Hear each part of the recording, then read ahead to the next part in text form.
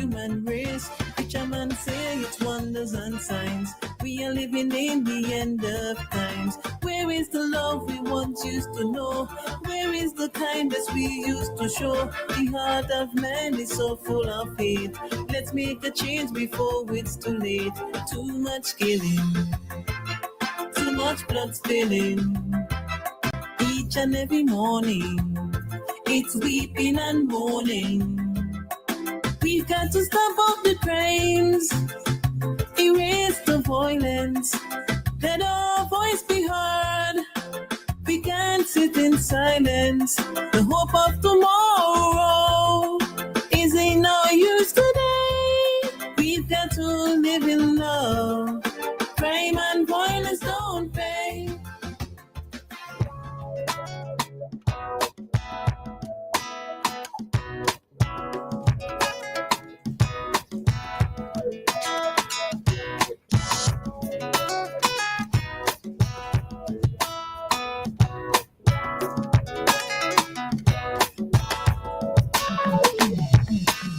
We are now in our Cup Chat segment here on WEFM's Activated Mornings. This morning, we have in studio Sergeant Clifford Phillips and Constable Jesse D'Souza of the Royal St. Vincent and the Grenadines Police Force Fire Department.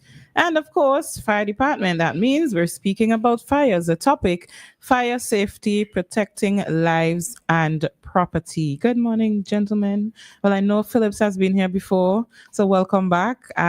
D'Souza, have you been here before? No.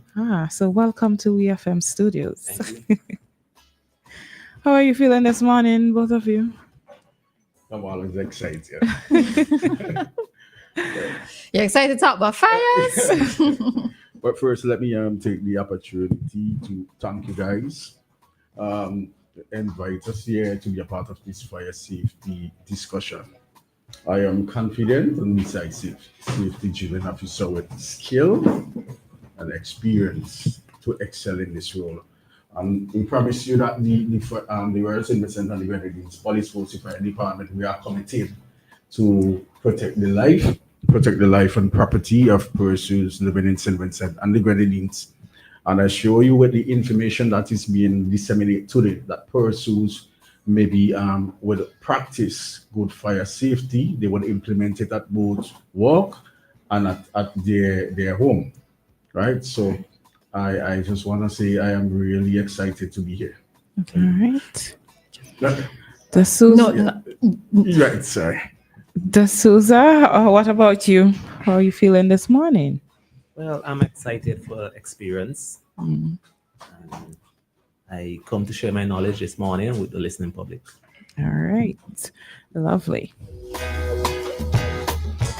I understand that there was a training recently. You participated in that training. Any of you here? Yes, I did. All right. So could you tell us a little bit about how that went, your experience, what you thought of it, and how you are going to share the knowledge with your fellow colleagues? Okay. We had a 1 week of training, fire training, and from that training, I have acquired knowledge on how to safely enter a fire building, a building that is burning, how to properly vent a building, and that is basically removing toxic gases from that building, that burning building, so that firefighters and rescue personnel can put out the fire and rescue persons as well. We also learn about the incident command system. That is basically telling you who is for what task each person is given a task. That's another thing that we did. And we also did a lot of training and skills like ladder drills, etc. Okay. And learning about fire behavior, which is very important because in order to put out a fire, we have to know fire behavior, how it is spread, what class of fire based on the materials is being burned, and what extinguishing agents should be used to extinguish this said fire. Was the training conducted locally? Yes, it was a local training. Okay, and who the facilitators? Well, myself, Sergeant Phillips, and a few of the other instructors, we actually took up the mantle in trying to sensitize the young firefighters, because if you look at the past fires, I mean, you would have seen we have our downfalls as well as we have our strong ends as well. So I started the program. We started the training with fire behavior, as that's what I would have said. With fire behavior, you have to understand the behavior of fire within an environment, the dynamics, the way in which the fire from point of ignition, the way in which it developed, the consistent, the charring and all those stuff. You must understand those stuff in order to combat fire. And also the incident commanding system. Being an incident commander is very important when you are on a scene, because your task is to make sure everything is coordinated properly. You want to take full command of your scene. You want to make sure that everything is intact. It must be, even if it's in a systematical order, you want to make sure everything goes smooth. And we also did ventilation, which you said, and ventilation is actually the removal of toxic gas from a building. One must know how to vent a building because it's very important to avoid backdraft, casualty, death. Because also you have to know how to cut a building, where to vent a building, which is very important. Because when you're inside of the building, especially a fully engulfed building, which has probably the terminal layers, the three terminal layers, which is might have superheated gas, mediate gas, and also low gas. You have to know how to export that gas, because any mistake, you are going to become a casualty. Okay. And we are also engaged in other areas such as personal PPE. You must have the proper gears to fight fire. You must be able to know how to don and to doff your gears as well. And also search and rescue is very important when it comes to firefighting. One must know how to enter a building, where to enter a building, and they must be able to identify hazard as well, because you do not want to compromise your safety as a firefighter. And also we have to work in a body system, a two-man system. No one person should enter a building at any time for safety. Safety is our motto. Safety is priority. I have two curious questions. One, how often is the fire department called on for anything at all, whether it's fire or something else that they think you're the best person to call? And how long should it take an officer to get ready between the time a call comes in Okay. and yeah? Sorry. Right. Right. So when you receive a call, whether by a bystander, your first responder, we have 2 to 3 minutes, but we try our best to get in our gears before 2 minutes. And also the point I have to clarify is the point of ignition. When a fire ignites, you have 0 to 30 seconds. That is point of ignition. 2 to 3 minutes is also considered a growth fire, which is also the time for evacuation from a building. And from 3 to 5 minutes, it becomes a fully developed fire. So oftentimes you would hear a person saying, the fire truck come empty, but it's not a case of that. You look at factors like fire behavior, fuel type, fuel availability, and wind. All these are factors that would be present. So hence the reason now we have to get into our gaze before such time. Okay. Wait, what was the other question? How often are you called on Well, during the year? well, as you can see, for the last couple of weeks, we have had a series of fire, from house fire to vehicle fires. And well, based on my observation in some of these fire, while some may be negligent, I mean, if you look at the charring and the focus point of some of these fire, some of these fire would be set by pursuits because of the behavior itself, the consistent bone pattern, the alligatoring, decomposition of material. When you look at these things, boy, this property maybe somebody light it. If you have an area where you have multiple points of ignition, basically somebody may have light that. if you have a home where there is no electricity, that is disconnected, right? And you respond to that home, there's a fire, there's a report of a fire at this home, you respond to that, you realize, okay, because you have to rule out certain things when it comes to fire behavior as well. So going at this home, you realize, boy, there is a focus, an area that is focused, that is born. There is deep charring, but that fire did not spread beyond. You might probably see the soot, the wall being covered with soot, which is black powdery substance. So you know right and there, it has to be somebody like that fire. So what I want to do is to urge persons, especially if you are in a relationship and it doesn't work for you, especially ladies. Let me hear where you're going with this. Right. No, I'm just saying. Ah. I am not saying that. We Yeah, light but fires, we I'm just- start fires. I'm just saying, but if you're in a relationship and it doesn't work out for you, don't turn to any activity such as that, such as maybe don't do that. This is like So- the waiting to exhale moment when she lit the fire and she walked out. yeah, but seriously, when you look at these line of demarcation, the burn pattern in some building, have to be reckless. I'm curious how you raised that point though. I can't I'm not going to get past it so Yeah. easily. Is it a case where you've seen a pattern of this Yeah, happening? Yes, I've seen. Where women who have No, I didn't say. I'm not saying. But Ah. I'm just, you're saying. I've seen burn pattern, and Mhm. it could only lead to act of arson, okay. right? But you know how it goes. You still have to have evidence. But Okay. if I have an area that is born, you have a building area that is born. The fire is focused in that area, Mm. right?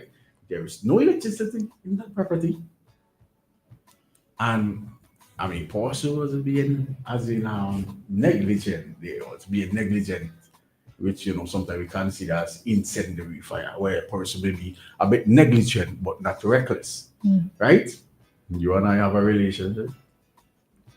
You decide that. I mean, if you can't get me, the other lady can't get me. Yeah, probably turn to such action. So a focus burn pattern could simply tell you yes. It's Okay. probably an act of that. All right. So rather than saying I get in your out of my house and take your clothes and so forth, Yes. don't burn the So I'm clothes. just urging person not to. Don't burn the clothes in the house. Yeah. Well, All right. If I may add to what the sergeant said, yes. we are not only seeing vehicle fire or house fires, we are also seeing a lot of pole fires. In terms of windlack poles catching on fire, that's something that we are being called out to a lot recently. How is this happening though? I guess this is happening from faulty wiring on the poles, or Coming from the house, from the no, it's more from the poles itself. okay. The So this is connections something and the that is poles. being addressed by VINLEC? Yes, but when they do have those sort of fires, we are called out to assist them. Okay. This is interesting. Let's not forget persons being negligent as well.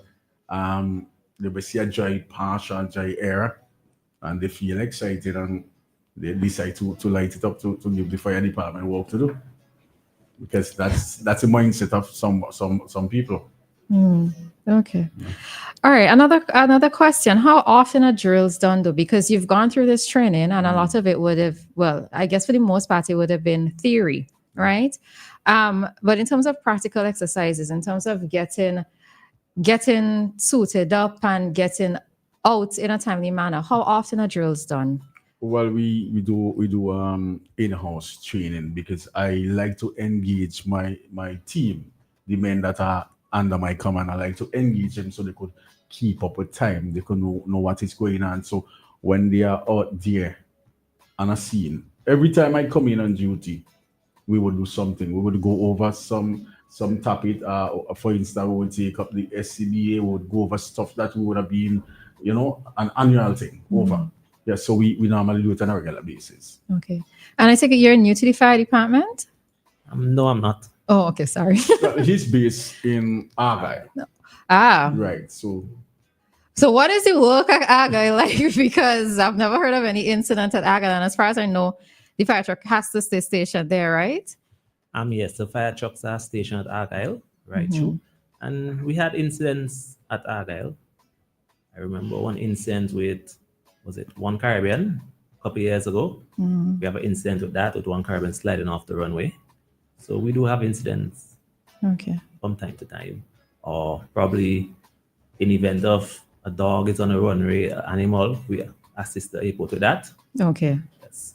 Okay. Oh, so it's more than just out in a fire necessarily at the airport should one happen. Yes, it's more than just out in a fire. Okay. Okay. Recently, the Ministry of Health has been giving us some pointers on rodents and how to protect our environment from rodents.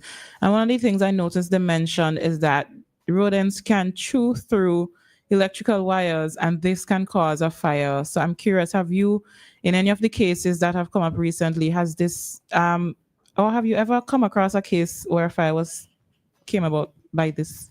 No. Okay. Well, I know, I know sometimes inside the socket box you would have like small ants, something, doing their thing, but not the case of rodent. Expand a little bit on the ants in particular in the circuit box, because I realize that they're attracted to electricity, but can they actually cause a fire to happen? Yes, they can. Because they are eating away the wire inside the switch itself. So yes, the possibility they can cause a fire. So apart from killing the ants, what to do? If you have the socket itself with built up ants, right? They are gonna become combustible. Yeah. So it's so your advice to us would be what in this case? Inspect. If you realize that you're having a problem where ants is concerned, you have some certified electrician check the box and get it whether replace or clean out or something. Yes. Okay. All right. So the Christmas season is approaching. What are some of the activities that we tend to be engaged in that can possibly start a fire? Well, we know when the Christmas season's on, everyone likes to decorate their house. And decoration can cause the overloading of outlets and circuit breakers, which can cause fire. We know cooking outdoors, we have these big parties, barbecues. Cooking outdoors can assist in starting a fire as well. As it relates to the overloading of the socket, what advice can you give us, in that regard? Like to avoid a fire with the sockets. I guess I think that one is straightforward. Avoid that. Avoid the multiple plugging of devices or appliances into one outlet. I think that by now, persons the awareness in this and that one should be, at an advanced level. You don't plug in more than one device in one outlet. Because more than so just one? Well, you don't want more than one. What I'm saying, plug in one. You don't need more than that. Because 220, some devices take more current than some. So we should avoid that. The consumption, really. And something I think that is important as well to check our appliances for the wattage. Because like for 110 appliance, their wattage are. Yes. For example, irons, those stuff that heat, irons, kettles, their wattage are very high. So we need to check our wattage to know what wattage is we should use based on our outlets or transformers. Okay. And if there is any faulty wiring, have that checked too as well. But I've seen for like a week or so back, I've seen a difference in terms of cause of fire. Pursues Pursues using mosquito coil. Avoid placing it close to any combustible material, whether combustible or flammable, because such can lead to a fire. Even the unattended candles being placed close to material too as well. We have to try our best and try to avoid these things. Okay. What would you say, because we're talking about the holiday season, Christmas season, would you advise persons, let's say those who put up Christmas tree with lights, to leave on the lights overnight? I I wouldn't. For me, I would advise them not, because you have a Christmas light just running constant through the night. At one point, they actually overheat, right? And avoid placing them close to any combustible material. I mean, for me, I would run my Christmas light until probably up to 10 o'clock and then switch it off.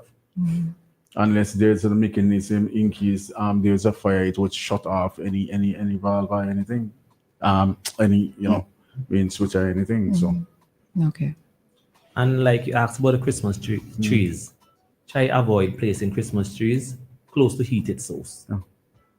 That's one thing, because Christmas trees are combustible material. yes. Yes, try avoid placing them close to heated source. Okay. All right.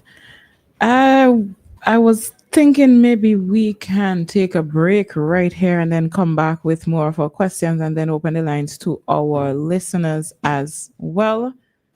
So, yeah. All right. So we're taking an ad break and we will be right back.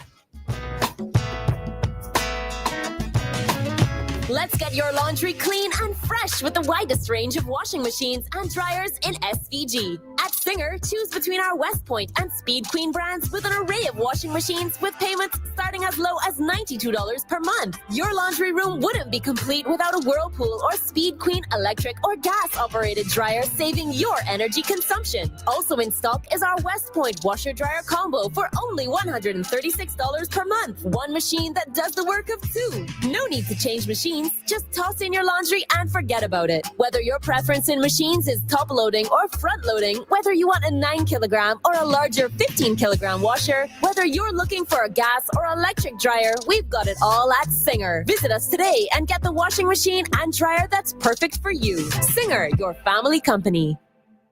Thinking of winning the lotto jackpot? Well, there is an easy way. Combo Play. Choose 4 numbers from 1 to 36.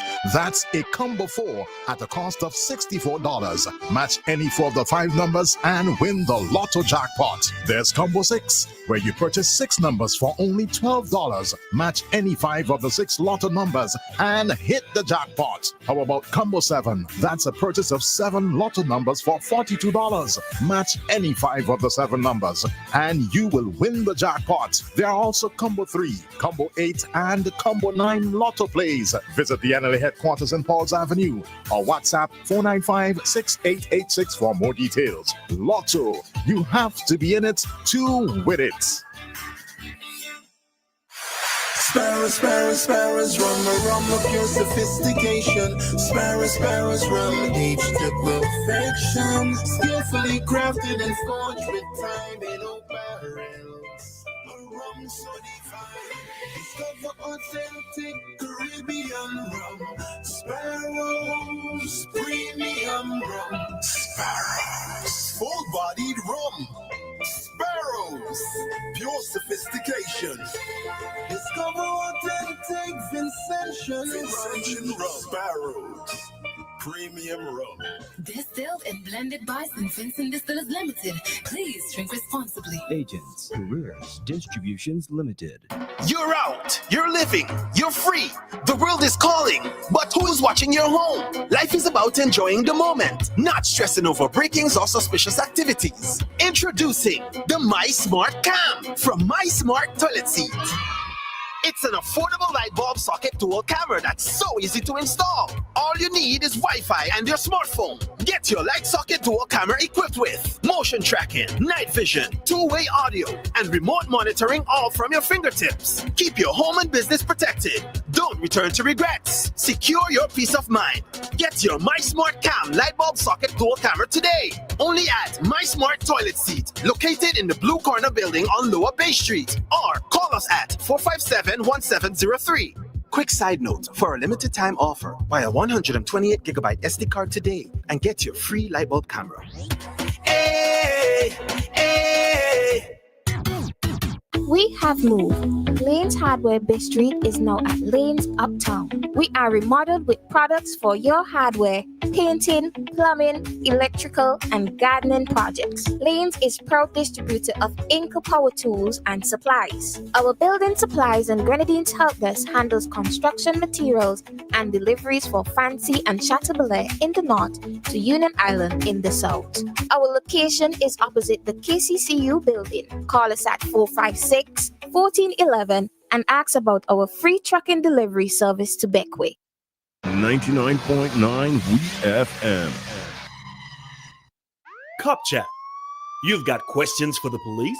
They're here to give you the answers on WEFM 99.9.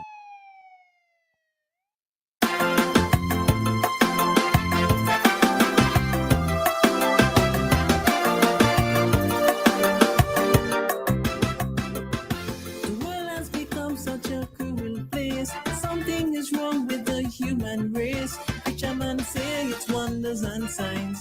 We are living in the end of times. Where is the love we once used to know? Where is the kindness we used to show? The heart of man is so full of hate. Let's make a change before it's too late. Too much killing, too much blood spilling. Each and every morning, it's weeping and mourning. We've got to stop all the crimes, erase the violence, let our voice be heard. We can't sit in silence. The hope of tomorrow is in no use today. We've got to live in love. Crime and violence don't pay.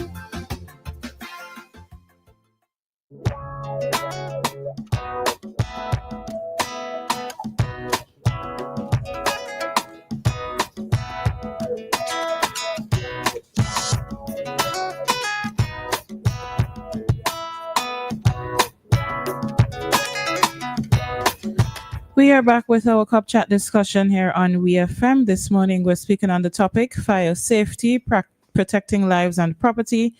And in studio this morning with us is Constable Jesse D'Souza and Sergeant Clifford Phillips of the Police Force Fire Department.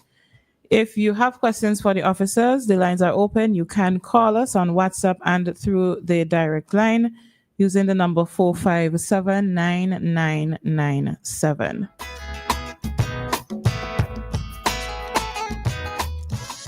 Now, officers, a fire is in my home. You tell me what to do in this situation or tell me where I'm going wrong, right? A fire started in my home and I call the fire department or whoever I call, but the fire department is on their way. But I mean, I can't just stand around doing nothing while I wait for the fire department, right?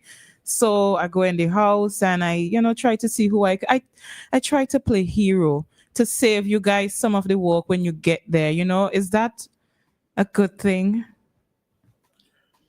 Safely contained fire can be, or a contained fire can be a safely dangerous fire. Why I say that? While it may be good to contain that fire to reduce, slow down the behavior of it until the fire department arrives. Safety is very important. So if you discover a fire within your establishment or your home, your first thing to do is to make sure you are safe, and you're probably short fire to other persons who may be inside that home so that they could be alerted. So you call the fire department. If there is smoke, you drop low and try to call outside of the home. And after calling the fire department, if you can close any windows or doors at that establishment, which would help to slow down the rate of spread of the fire. So which is good for us, right? So my thing is safety. You have a established area where it's a mustard pointer. You can evacuate persons there, safe and sound, but never re-enter into any building that is on fire. If you are chained, you have an extinguisher that you can use then, and the fire is in the incipient stage, then you can approach that fire. But if you are not chained, remember that safety is very important. Do not be a hero. right? Because you also have to remember that in that ignition phase, there are gases that would be produced from material that is being born, which is very toxic to the human being, such as sulfur dioxide, carbon monoxide, carbon dioxide, nitrogen cyanide. These are very dangerous gas to the human. Also carcinogen, this is carcinogenic, which is very cancerous. So my best thing, get out and get help. Okay. Right. So we know that there are several different types of fires that can occur within a home in particular.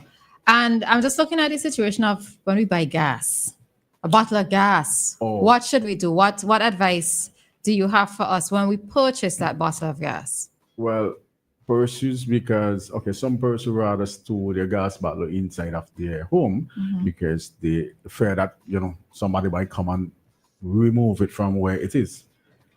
But if you have a leakage from one gas bottle, more than likely you are going to suffer from carbon dioxide poisoning, more than likely. And then if that carbon dioxide is saturated, especially if the home is enclosed and that is saturated, it is very dangerous for you because it's like this ignition of any whether of any incendiary devices or any spark, it's going to be a fire, and you are going to become a fatality, right? Because remember, when it comes to LPG such as propane, the point of ignition, it has a very low flash point, which means milliseconds. It's going to explode. So you don't know milliseconds, it's not even a minute. It's just boom. As long as that gas is contained and it's not vented, you're in trouble. If I may add 2 points to what the sergeant said, with the LPG gas, we can inspect our gas regularly because I know people normally use soap water and throw on the head of the gas to see if it's leaking anyway. And the sergeant spoke about in event of a fire at your home or business place, evacuate immediately. And one thing we need to keep in mind, don't use elevators when we're evacuating in event of a fire. Because these elevators have a tendency to stick and you could be trapped in the elevator. So that's something you need to keep in mind.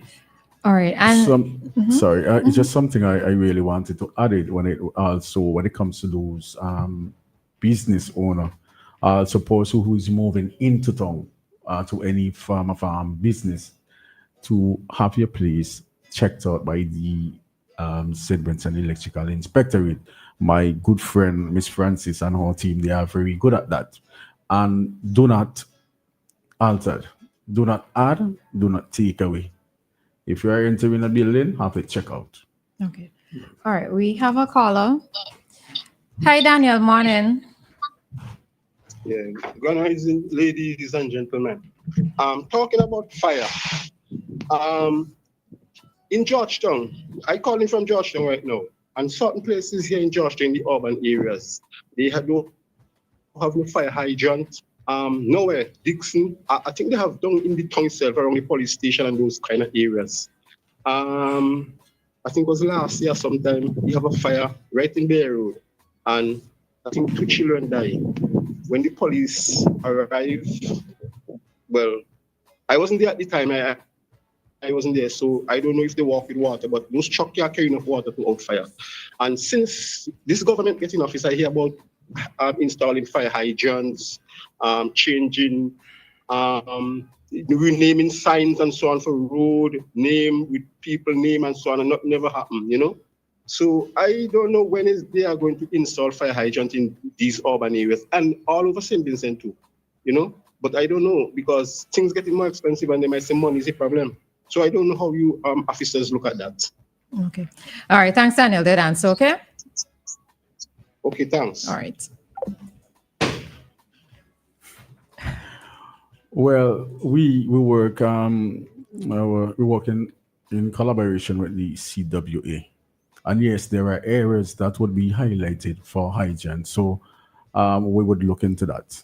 We would look into that. Right. Do you, on your own accord, though, rather than, let's say, residents are suggesting where fire hydrants should be placed, let's say it's a new build community or wherever, do you have your own accord, like maybe when you're driving around or you're in residential areas or you've gone to put out a fire, do you make a recommendation of where hydrants should be placed? Yes, we do. Like I said, we normally we work together with the CWSA, and we would visit sites and we make recommendation. So I guess some of those areas are still, in the making to have hydrants being put in place. Okay. Right. So when you get to a scene, or see, you were gonna say something. You can go ahead. And we do regularly visits to the hydrants, weekly visit, make sure that hydrants are working. So when we do these visits, we also look at locations that fire hydrants should be placed, like the sergeant said. So that's something we look into weekly.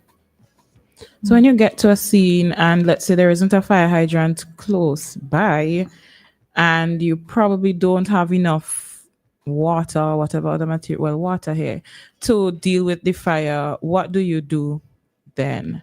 We try and get to the closest hydrant, whether may be in the next village. We would try to get there. But one of the thing I would have been teaching the men lately is also contain, extinguish, and conserve. When we go to a scene in an area that is, quite a distance from an hydrant, we try to get to the main point of the fire, which is the front of the fire itself. The main point, the major point of the fire. So once we can contain that major point of the fire, then we don't have to fight ourselves. We'll be able to get that fire under control and still have water inside the appliance. And yes, I mean the appliance is not an hydrant. It have a capacity. What we have has a capacity of 300 gallons. And I know it's not going to last forever. Right? So what we tend to do right now is to try to control the way in which we dispose that water to contain fire. Right. Curious question. Okay, so when you get to a scene and the fire truck, let's say, runs out of water, is it that you fill it back up from a hydrant? You get to the we would actually go to one of the hydrants that is close by. Like I said, maybe in the next village. Right. How long does it take to refill? I say about a minute or two. To refill the fire truck? It may be less. It may be less. Serious? It's based on the pressure from the hydrant. Well, right, that too. Water pressure. Based on the water pressure from the hydrant, it takes about a minute or two. Because remember, some of the hydrant may have low pressure and some may have high pressure. Depends on the area. Okay. Asking a question that might be above your pay grade, but I'm asking still. I can answer it then. All right. Given the terrain of SVG, knowing that some of these fire trucks, they are quite big to maneuver some of the corners, etc., especially if you have to go to, let's say, North Leeward or, a place where it's very mountainous, it's very hilly. Has there been any sort of advocacy for smaller fire trucks? Yes. Well, to be honestly, there are some sites that has been earmarked for fire service. Coming from Chateaubile right up to Fancy. And yes, our topography, we know it's very mountainous. Yes, we have the small appliance that could get to some point. But we also have to remember, right? 5 minutes it takes for a house to become fully engulfed. And traveling distance, if we are traveling from town to Chateaubile, we are going to find a property decayed. Freeze fire would be decayed, the property would already burn. So for me, it has to do with time, distance, and what is available. Right. So if there's a lot more decentralization of where the fire stations are, the fire trucks are located, well, trucks and stations by extension, and maybe smaller vehicles, do you think that there could be a faster response to certain incidents? And have you actually, the fire department, not you advocated for this? Well, like I said, yes, there has been a proposal for fire service in St. Vincent and the Grenadines in the towns from Chateaubelair to Fancy. It has already been put together. So with maybe 2026, we would see something, being constructed. So by the grace of God as well. So, all right. Right. I want to add something because we've been facing this the congestion of vehicle on the road whenever we respond to a scene. They are making it very difficult for us to get to the scene building that is on fire. The vehicle them that are because the appliance may be a little bit when we can't get to pass. People are parking their vehicles, if you like. And it's a problem. We come back to that. Yeah, we have a caller. Hi, caller. Good morning. Good morning. This is Sunday. If a house is on fire, we deal with that. Okay, all I heard was a house catch on fire and deal with that. I need the piece in between. Say that again, please. I'm asking if a house that's on fire, need for electrical, and the addict. How you deal with that? If it's an electrical fire? Yeah. Okay, how would they deal with it? Okay.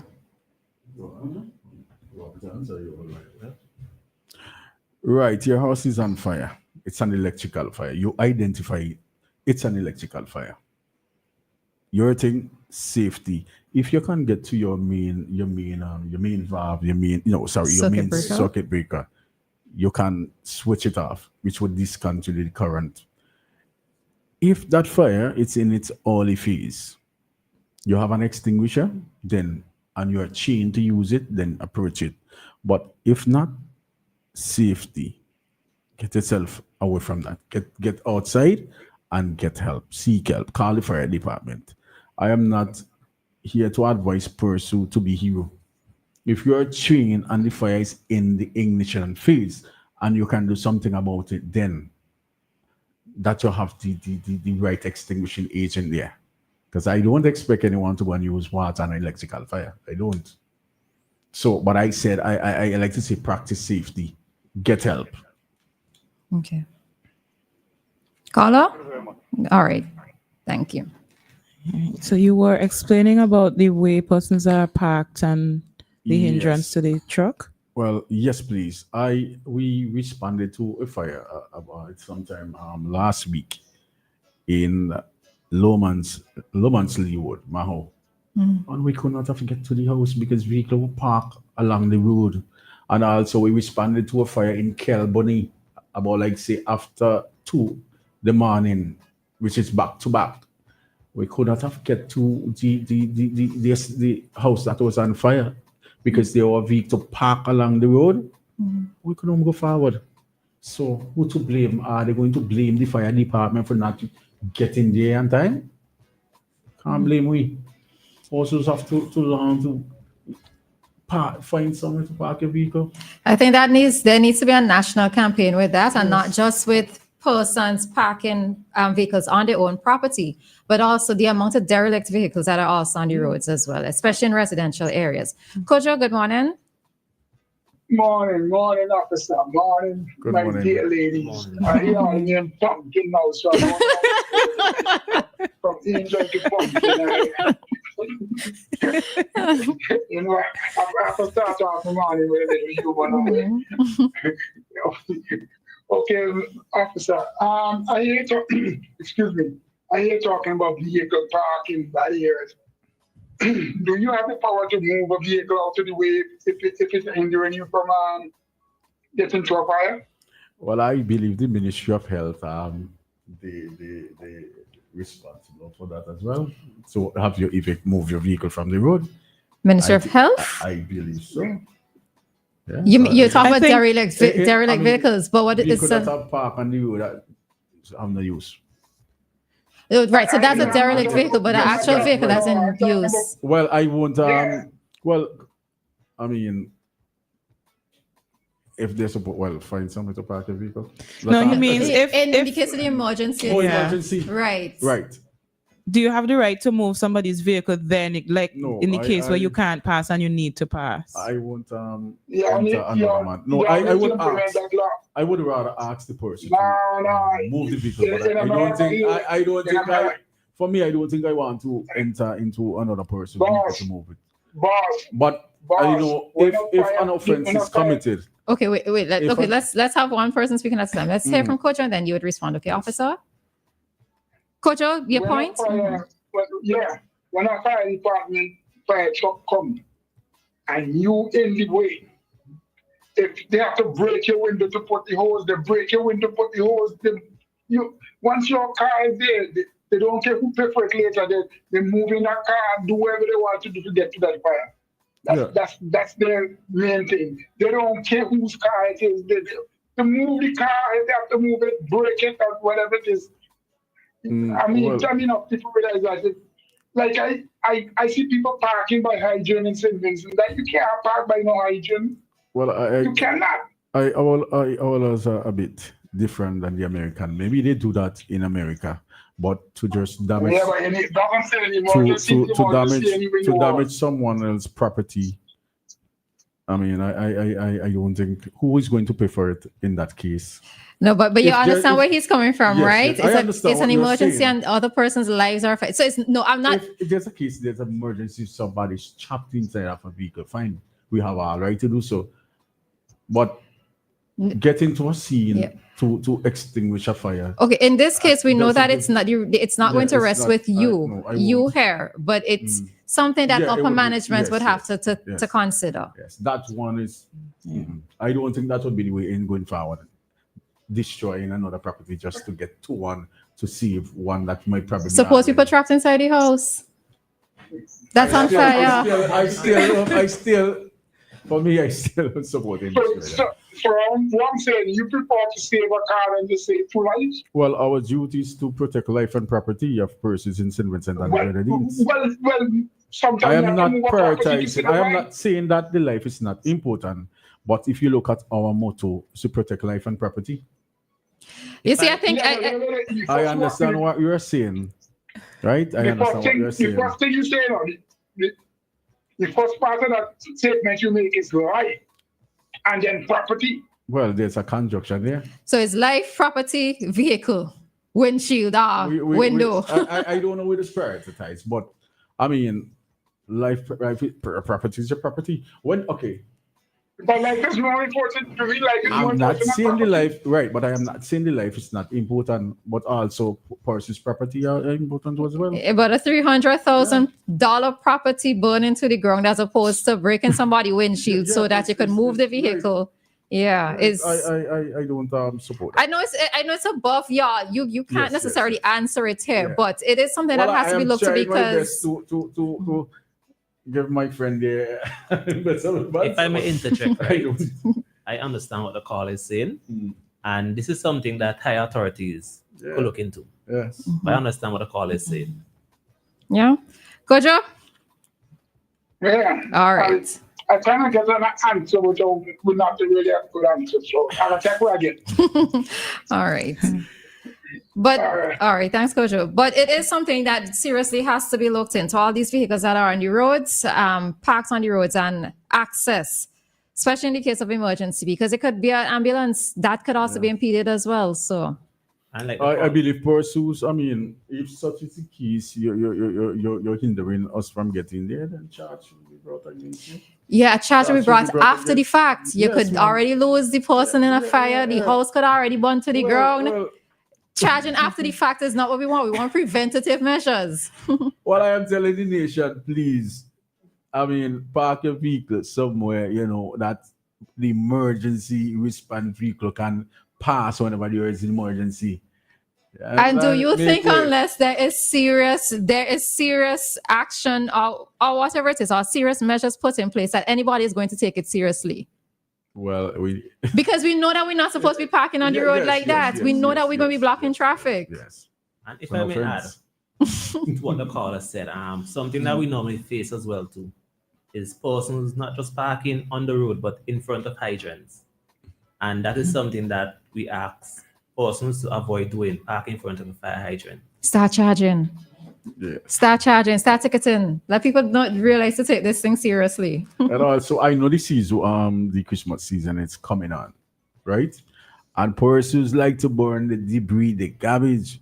Well, we say garbage, but say debris in the firewall. The the criminal code 171 295. It talks about the use and carry of fire within a town and village. I mean, if your fire affects me, I am asthmatic, it affects me, your fire to destroy something for me, it's an offense. The criminal code 171 295, sorry. Well, 267 is actually damage to property by fire. So while we may urge persons to light 6 to 6, we still have to be considerate in doing so. And for those persons who like to light coal pit within a town or within a village, come on, have respect for your neighbor, because you think it's easy to inhale that carbon monoxide. Charge, I say, charge. Yeah. Start charging and people. It's against the law, because if you're burning your stuff and it affects in your neighbor, as long as it brings danger to your neighbor, it's an offense. 171, you can look it up. 171 on the criminal code 295. Yeah, you can look it up. All right. So if that's who's my neighbor, and then that's who's he want to light a coal pit, and that's who I am asthmatic. I talk to that who's the smell, the fume, the gas from the coal pit caused me to end up in the hospital, then that's also you should be charged. Because you're being negligent. It means that you can do as you feel like. All right, we're taking this final call for this session. Hi, caller. Good morning. Morning, Roleza, and the officers. Yes, please. Good morning, sir. I know he could just talk something, then I didn't expect that a man really could put a car in front of a burning building, especially if a child himself first did. Any obstacle? That shouldn't be in the law. You should know exactly that if a building is burning, and you have to go to out to save life inside a building, or any obstacles inside, when they govern a car, the prime minister car, whosoever, you ain't supposed to have so much respect for a car that has insurance and all kind of thing to say, well, you interfere in people's property. That I find that ignorant to the point somebody's input and life could be saved. So I wonder if you could save, if you could more respect a man's vehicle, some kind of material thing in front of a place that you want to pass into go out of fire. Are you putting that stop in your way? All right. Is it that y'all need to get a directive, though? Would you need to get a directive to do that, officers? Well, I'll make a call. Yeah. Yes. Yes. I want to. Hello? That's a very ignorant talk. No, sir, because while life may be important, yes, you still can't just mash up people's vehicle on the road just because. Man, if it anyway out in a fire. But there are many. Okay, let me ask you a question. Let me ask you a question. Let me ask you a question. You're mashing up your vehicle still? Right, but let me ask you a question. Hello? Let me ask you a question. We would respond to fire scene daily, and then those vehicles sometimes that block we while we are journeying to that fire scene. Should we come out and break up the windscreen?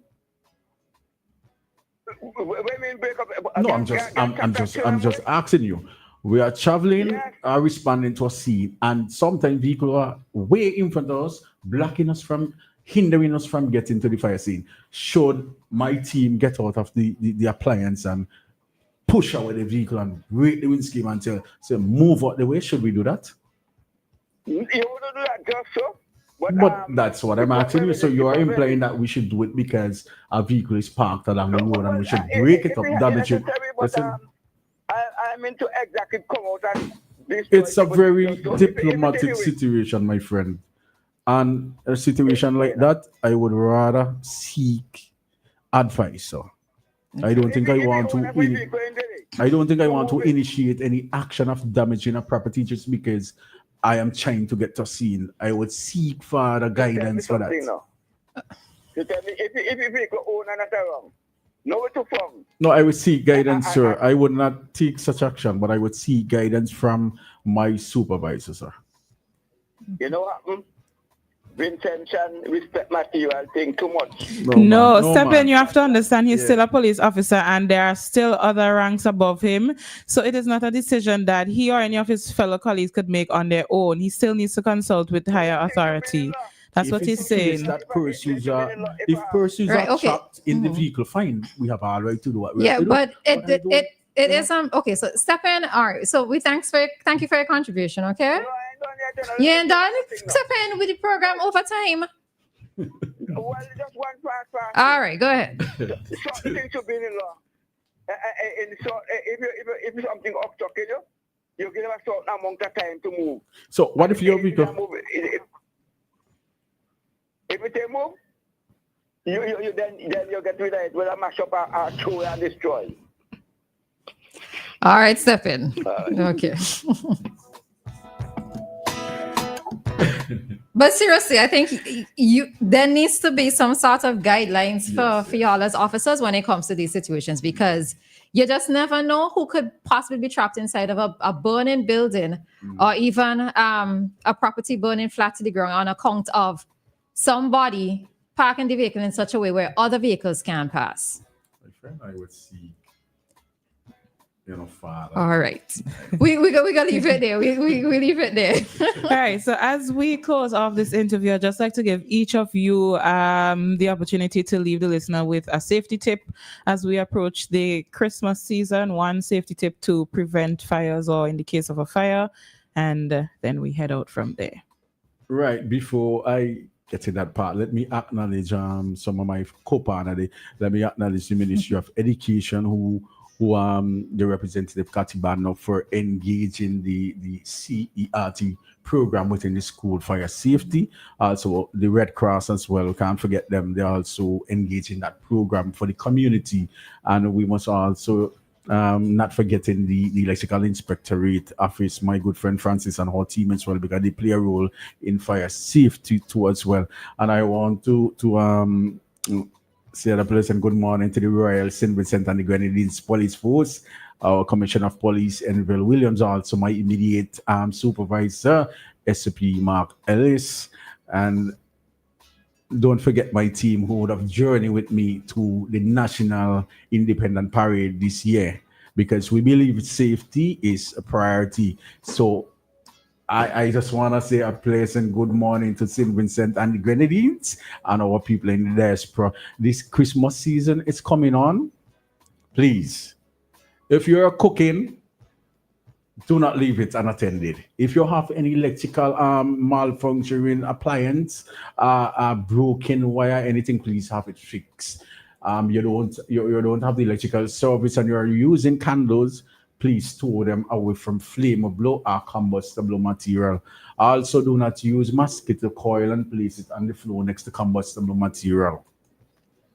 And to the business owner, please have your establishment inspected before moving in. And when you are on a scene, please allow the firefighters to do their work, because safety is important.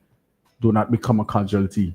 Give the firefighters a chance to do their work, and then when it is safe to do so, then you can re-enter your establishment, right? So I just want to say that's that, and I am, greatly honored to be here today. All right, Officer De Souza. Okay, homeowners and businesses can install smoke alarm systems and check them regularly. Placing fire extinguisher throughout your homes or your businesses, especially in high-risk areas, like if it's a home, like a kitchen, for example, places you have electrical equipment, those are high-risk areas. So place fire extinguishers in those areas, check them regularly, make sure that your family and your employees know how to use these fire extinguishers and educate them on fire safety. Thank you. All right. So before we go, somebody wanted to know if is our drinking water and hydrant water linked together? Meaning, is it the same system? So see that was the question? You're using water to propel the machine that they have, but I don't think it's the same.